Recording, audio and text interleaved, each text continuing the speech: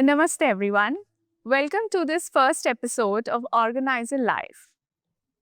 We are going to talk to an eminent photographer called Sanjay Das. And why his work is significant is because he goes around the country capturing those cultures and traditions of India that slowly are slipping into oblivion. There are a lot of art forms, craft forms, and religious practices that not many of our current generation is aware of. And it is Sanjay who actually takes pictures of them and photographs those moments and those craft forms so that we do not lose this legacy to crass commercialization and digitization.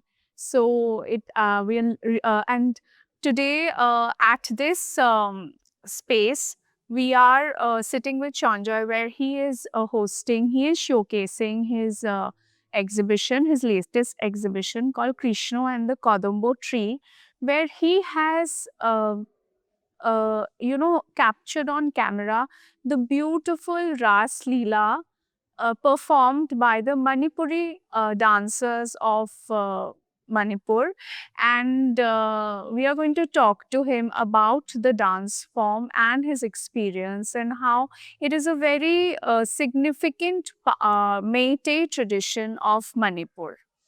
Welcome, Sanjay.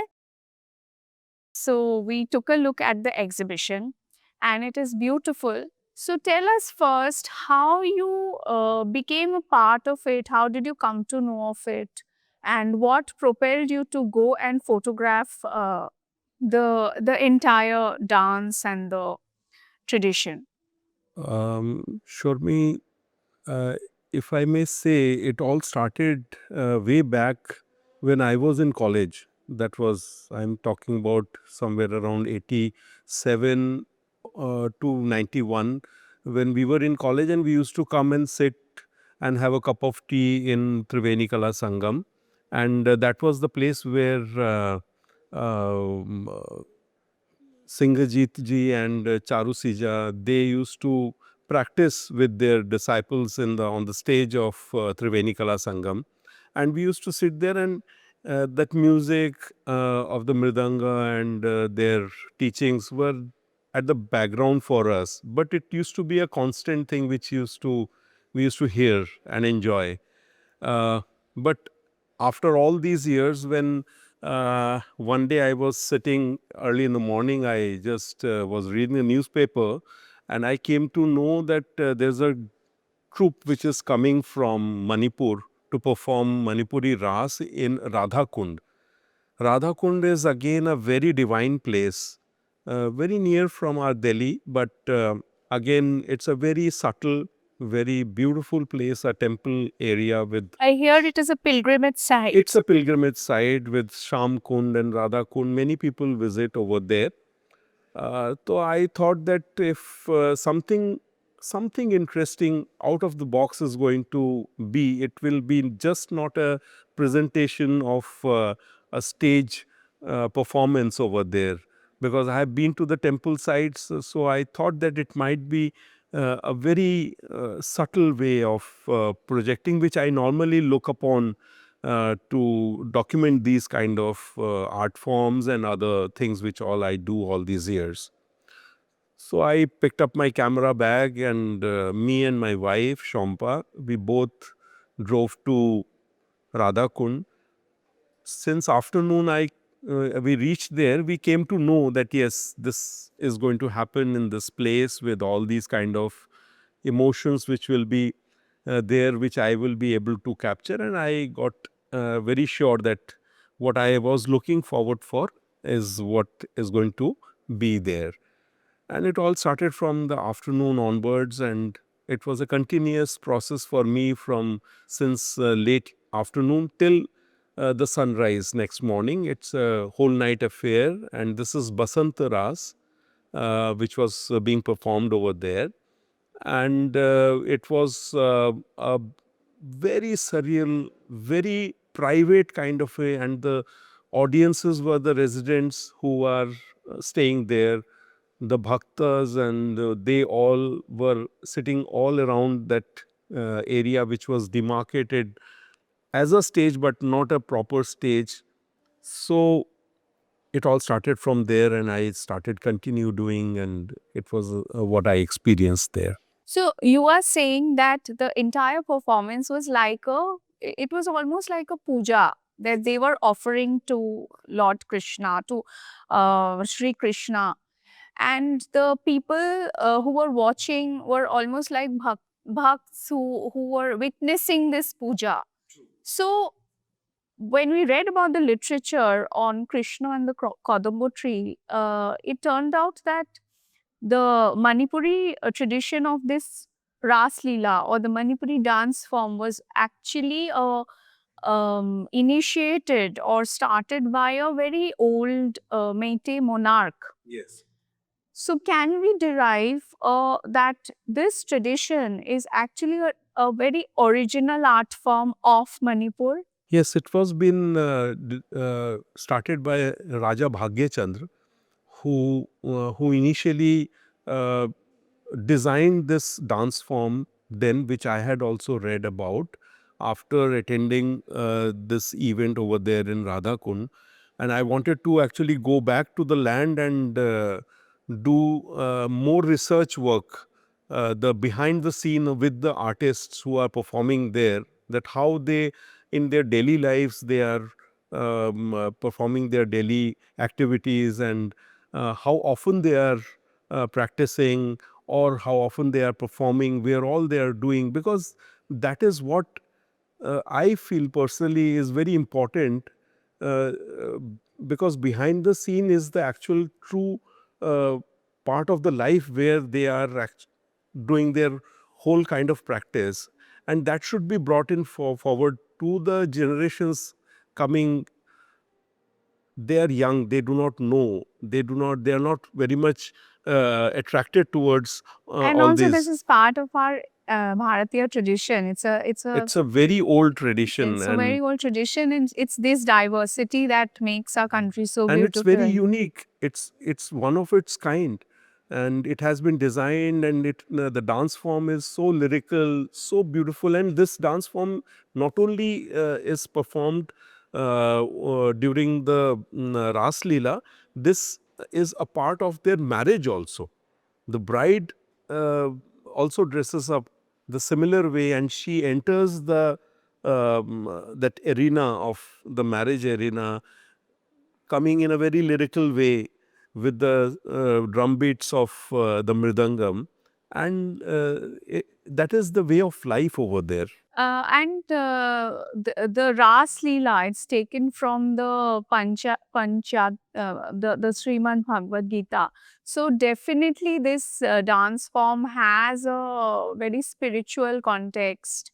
The dancers who are performing, they enter into a very divine realm, a very meditative realm, because they imbibe this art, seeing it as a very as a devotion to their god. So did you witness that kind of aura when you were capturing the images? Absolutely, absolutely. That was the whole idea of my going specifically to Radhakund, because see, end of the day, if this performance is been done on a stage with the audience sitting in front, Then it's only an art. it's just An art. it's in performing art. It's a performing art.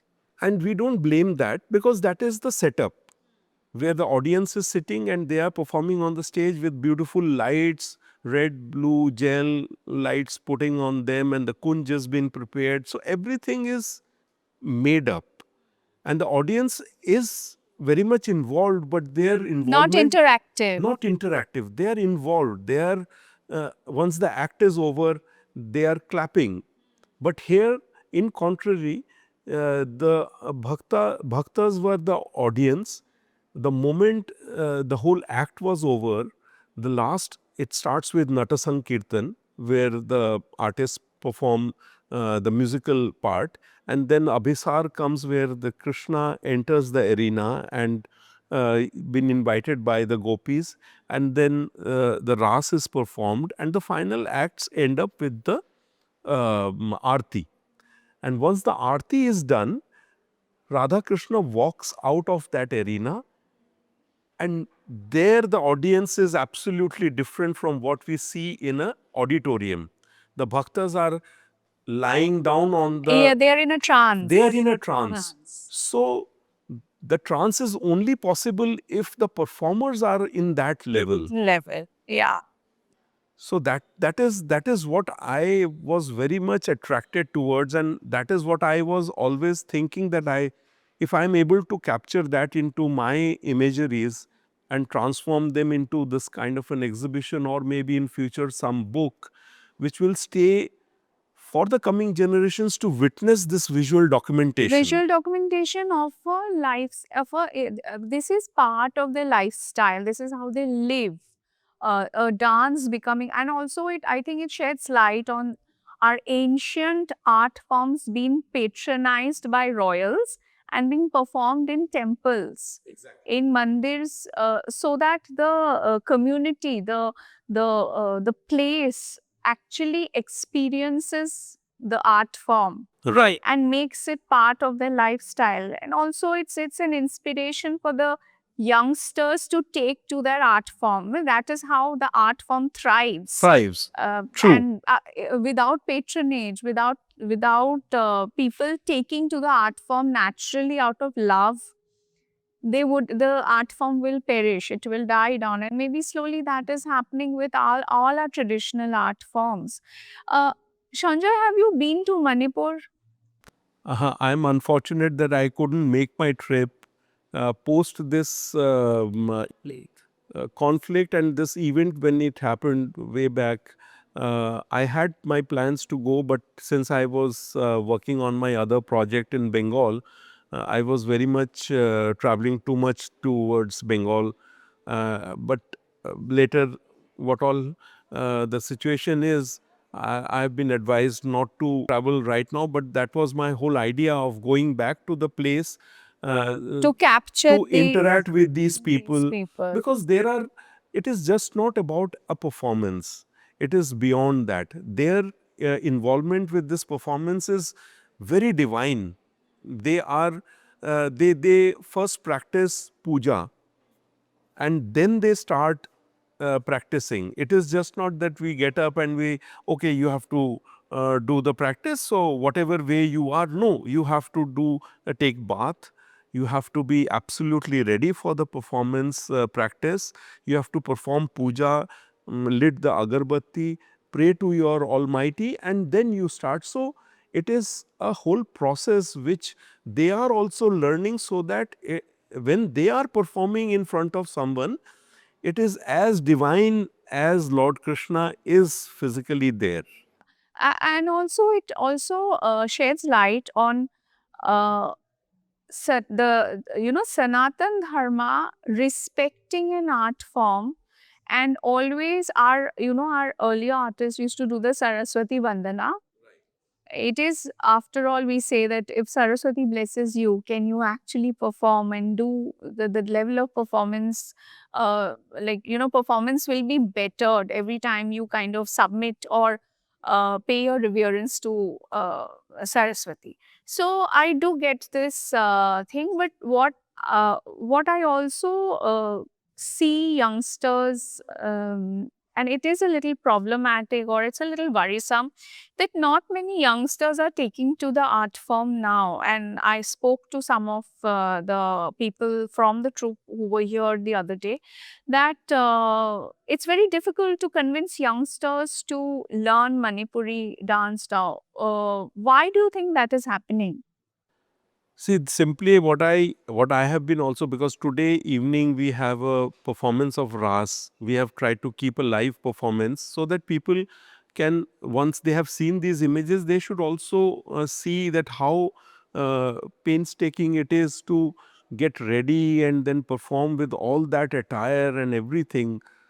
But what is happening is that the youngsters are not getting too much attracted towards this, because their parents are not so much aware that other than Kathak or Bharatnatyam, because that is The popular. that they are the popular and very much within the And also maybe because they are more exposed to Western culture. So the exposure from that side is much more. much more. And see, our culture is much varied and very deep rooted, but the only thing is that we don't try and explore.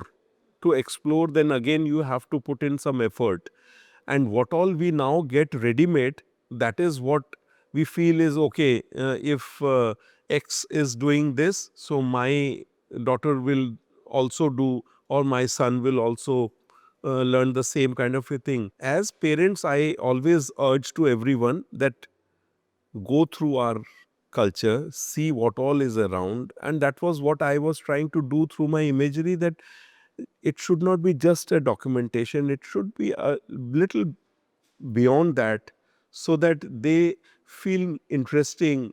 There is some interest which I am able to generate through my images, so that the parents or the children who are coming and seeing my exhibitions, they get drawn towards that art form. Or maybe I'm documenting the terracotta temples of Bengal, so more people, being a photographer, I can only document them through my camera. I cannot go and preserve them or restore them. So they are going back, they are seeing those places. So the owners or the state feels that people are coming. So let us work upon something so that we are able to restore and preserve. So same on the art form. So I have also displayed a few images of Thayyam over here. So that is also another dance form. So these are the hidden gems of our land, and we have to put them in front of people. If they are not seeing, at least if I can put in that effort to bring forth all these kind of art forms in front of the audience, maybe if 10 people are interested And take to the and take art to the art form. form, so I'll be feel blessed that yes, I Yeah. am able to at least. Shanja, in the images, I saw that it's not just a dance. There's a whole lot happening around the dance, like getting ready, like in other dance forms, traditional dance forms. So there's a costume, there's jewelry, there's makeup. So a lot of craft industries are also associated with with these traditional art forms. If people do not take to these art forms anymore, then these peripheral industries also miss out. Who will wear the jewelry? If they don't wear the jewelry, they will not make the jewelry. What about the fabrics, the costumes? There are karigars doing this. So I think this kind of a dance incorporates a lot, incorporates and generates a lot of employment for the people of the place also. The indigenous crafts industry flourishes when again we go back to that whole temple economy. Like, you have a temple, it's not just a place for worship, but it's also a place where there is a lot of practice of the cultural arts and dance forms and economics and everything. So everything gets related. One art or crafts industry helps the flourishing of the other. So when you documented this whole Raas Leela, did this also go into your mind that I have to document how they are getting ready and the jewelry bit, the costume bit? Did you speak to the people who were there while you were doing it? Like, what is their take on this? The problems they are facing? Briefly, I could, because they were already very much involved in their preparations and all. But what all I understood was that uh, they, the whole thing is very much inclusive. Everyone is interdependent over there. So since I have been doing all these kind of documentations through all through these years, this is one part I have done. Another I had done with the chow dancers. They're also a similar kind of industry. The mask, their dresses, their headgear. So there's a parallel industry which is running in that whole village, who are involved in making very different types of small things. But once they are put together, that whole dance forms flourishes in a very beautiful and a colorful way. The same appeared over here also. When I was there, and I intentionally reached earlier so that I do not miss upon the finer things of putting up the tent, hanging of the mics, setting of the gamlas over there with the potted plants, so just to make a temporary stage. So everyone is in their own space. They are involved in making this whole act very surreal, very interesting. And so the industry, which is, as you asked, that the person who, there's an image where a person who has traveled specially to weave all those circular The costumes Yes. they are making. He was stitching there. I was shooting, and I was talking to him. He said, "Ha, Dada, certain things have slowed down, but we are at it. This is what we know. So we Yeah. would love to continue doing this, because if I do not do this, then who else will prepare all these dresses for them?" And every ornament, the veil, the mukut, and the costume, the cup, the cloth over the mridang, which has been put up. So very small things, but everything is very much included in the whole act. A whole. Whole, but they are not getting enough, maybe performances all around, but still they are continuing. I That is think the it's a best love part. for the. It is the love and dedication. It is the discipline which they are into. I try and follow them through the social media again, to understand that what all so every morning their guru is sitting there, and the small kids are there who play the mridang, and they are practicing the dance form and all that. So that is the dedication which we actually need. It's not a shortcut thing that you just learn it today and tomorrow you start performing. It's a practice of months and years together, which groom an artist to Groom and perform. artism also develops your personality. Personality, because you are Increases your patience. enacting a god figure, so you have to imbibe that feeling, That energy. that energy within you. That is when the audience will be more engaged with you. That is when you will be able to transform or translate what you are trying to portray over there. Shanja, with the conflict happening in Manipur, these dance forms do face the, danger of extinction. Not extinction, but slow with so much of disturbance around. I'm sure that the lives of these artists are also affected. So, like, what do you think is a way out of this, so that these people have a safe space, that so that their art form grows and flourishes? Look, what I feel, um, art is common for all the artists, whether they are performing artists or practicing artists like we are doing as photographers, painters, sculptors. Everyone undergoes with the social turmoil which happens.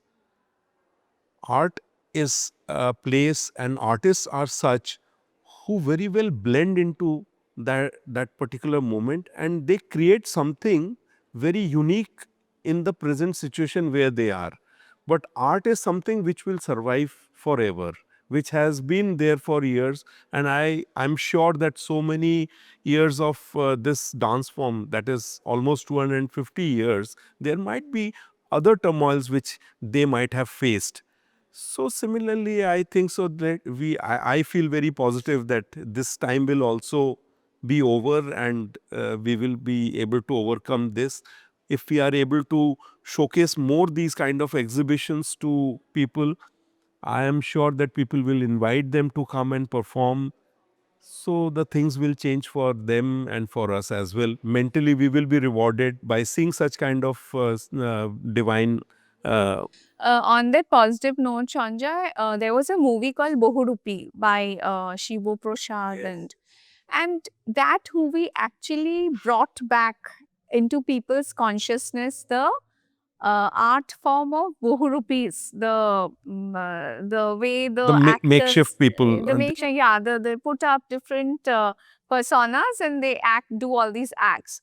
So, do you think that while you're visually documenting these traditional art forms, the cultures, the lifestyles, and the traditions of the indigenous places of India, the interiors, like you've been to the interiors of Bengal, you've been to the interiors of many places to bring back the hidden gems that not many of us are aware of. Do you think that a motion picture or a documentary, a live documentary or a motion picture is a better tool to make people more aware about these cultural identities of India?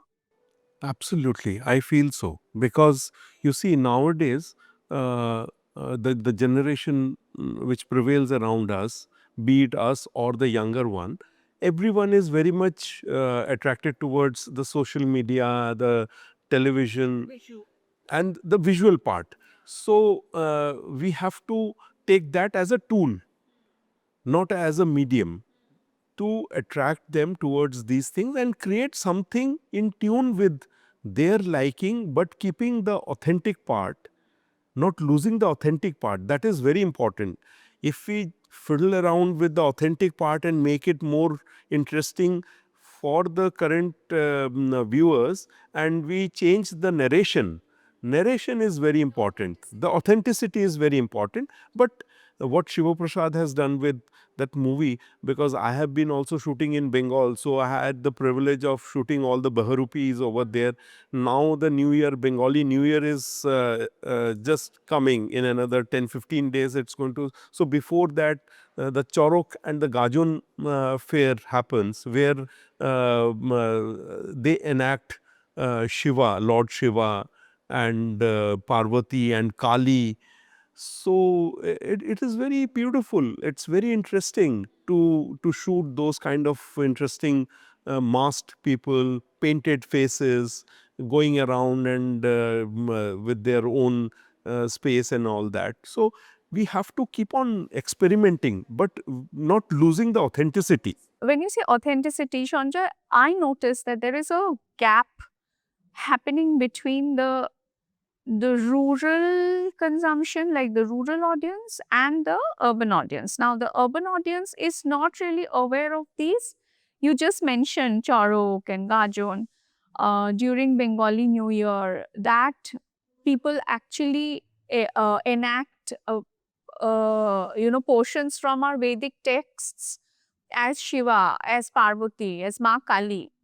Now, the urban youngsters will feel, you know, uh, maybe it's not that interesting. So, what is the way to make them to make them gravitate towards these art forms that are actually our original cultural identities of our country? Because without the younger generation understanding and accepting and imbibing them, these art forms will get lost. Will get lost. And that is where our job starts. As photographers, as cinematographers, we have to find out the ways of projecting them in such a way that they are merely just not imageries or short film or a documentary, where we have to put in more efforts to showcase it in such a way. And it's a long drawn process. You cannot, the disconnect has been for a longer period of time, and to cover up that disconnect you need a little bit of time to groom them again back to that. So for that, maybe you have to put in more efforts. Quite often do that. The government organizations give more interest towards such kind of art forms which are being regularly done by artists like us and others. showcase them in different fairs and festivals and other places, where, because repetition is something which goes back into your mind. Yes, I think the whole retentive aspect of it, like you keep at it and It's a then very simple thing. If you are seeing an advertisement in a television, it is not that it is just happening once in a day. It has been repeated. The same thing has been hammered back again and again to your mind and eyes so that you remember that. So why can't we use the same procedure for to keep our roots alive? our roots alive. Absolutely. And when you talk about keeping our roots alive, I think the commercial cinema or commercial mediums play a big role. Our celebrities also play a big role to talk about these traditions, talk about these art forms, because they have a stronger grip. Because they are the people whom the general public look upon. They see them as their role models. So if they are talking about some brand, I won't name, so they are doing it for the promotion of that. Why not we do the same for our living cultures? Yes, yes. And I think the whole concept of we have to create brands of our traditions and of our authentic traditional cultures, of our, these are our roots. These are our roots, and we have to put in these efforts. Maybe it will take some time, but there should be a beginning. Yes, and considering that, this is something so, this is actually closer to the God, and closer to, and Krishna is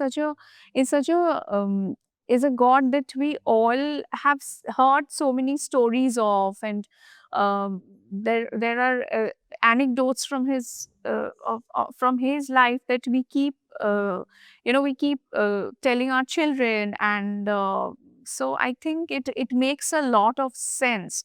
So Sanjay, what are you working on next? You worked with you worked in the interiors of Bengal, bringing back the whole concept of Jagannath Pujo over there, and you have documented the old Vishnupuri architecture, the terracotta mandirs. Then you have now documented the Manipuri Raas Leela of the Meitei tribe. So, what can we expect to see from you in the coming months?